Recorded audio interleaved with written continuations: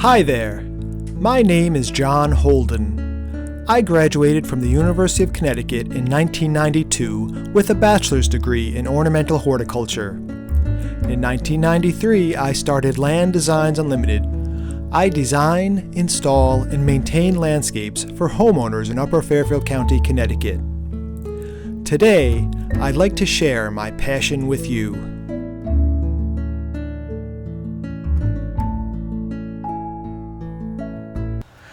How you doing today, folks? Today I'd like to show you a lawn renovation we're doing here in Sandy Hook, Connecticut.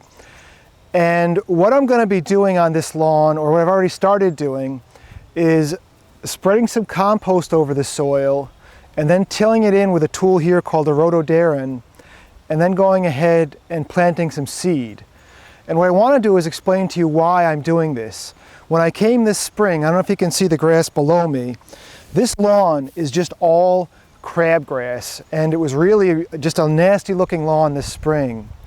So what I did is I went to my truck and I grabbed a shovel and I dug into the soil a bit to do a little bit more research as far as why the soil was so bad. And what I found out was once I went down a couple inches, it was basically pure sand underneath this soil. So what I recommended to my client was to go ahead and bring in a whole bunch of compost, till it into the soil to go ahead and increase the soil's moisture holding capacity and the amount of organic matter in the soil.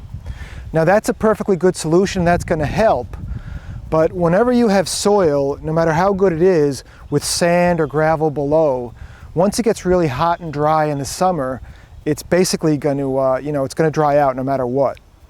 So if you're looking around your yard and you have maybe like a spot where you see some dry grass, get a shovel, dig a hole, and see if maybe there's like a piece of ledge under there.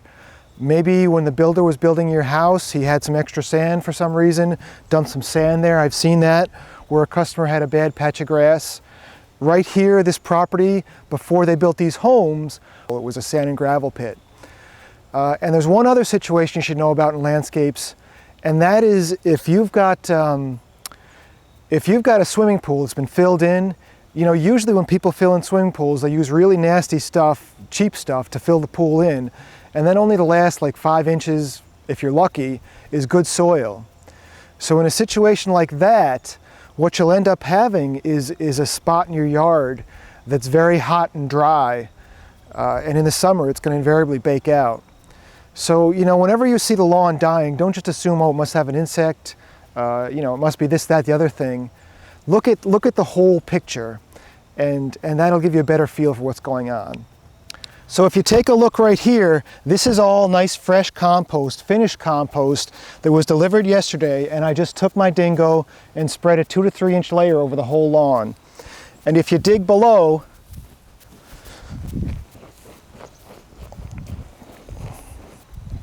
I just went ahead and I put that, you can see the existing grass right here, I just put that right on top of the existing grass.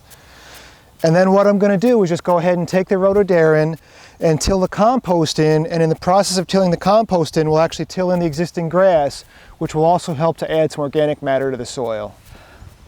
Now that I've got all my compost spread, we're just going to go ahead and take the rhododendron, very slowly work our way backwards, till the compost in, rake out the seed bed, and then tamp it down with the roller.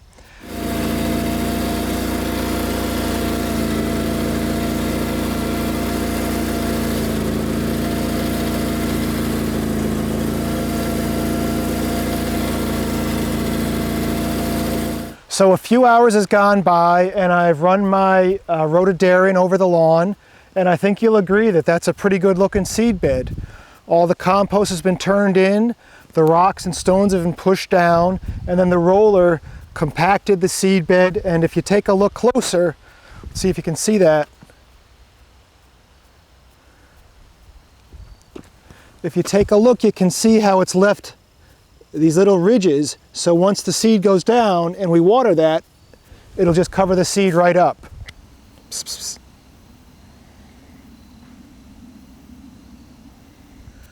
So we're back to a fresh day here, and yesterday we finished preparing our seed bed, and then I took a metal rake and I just raked around the edges where the, By the time the machine mixes in the compost, it'll raise the grade an inch or two.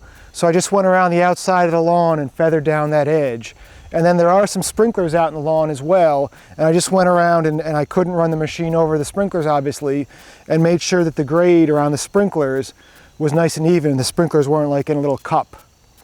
So what we're going to go ahead and do today then is apply our starter fertilizer. Then we're going to put down our seed, and then we're going to finally cover it with some mulch hay.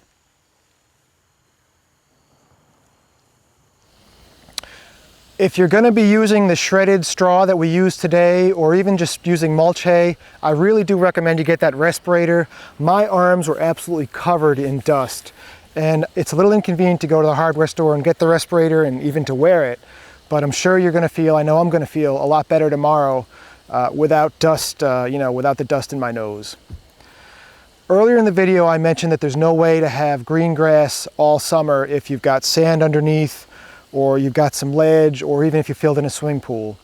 Well, obviously there is one reason, one way, and that's if you have an irrigation system.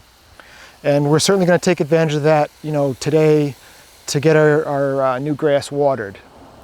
As far as watering the new grass goes, I recommend, if you can, to water twice a day, and your goal is to keep the seed bed moist but not wet. So I usually recommend an early morning watering around 8 o'clock, and then an afternoon watering around 3 o'clock. And all you want to do is water until the seed bed is moist. You don't want to see puddles in the seed bed, and you don't want to see rivulets or water running in the seed bed. Just moisten it. You don't want to water too late in the day, because if you keep the seed bed moist at night, you're going to really encourage disease. So I wouldn't water too late in the day. Folks, I hope we taught you something about, planting grass today. If you have any questions, please post them below. If you live in the Newtown area and need a hand in your landscape, I hope you'll give me a call. Thanks for watching, folks.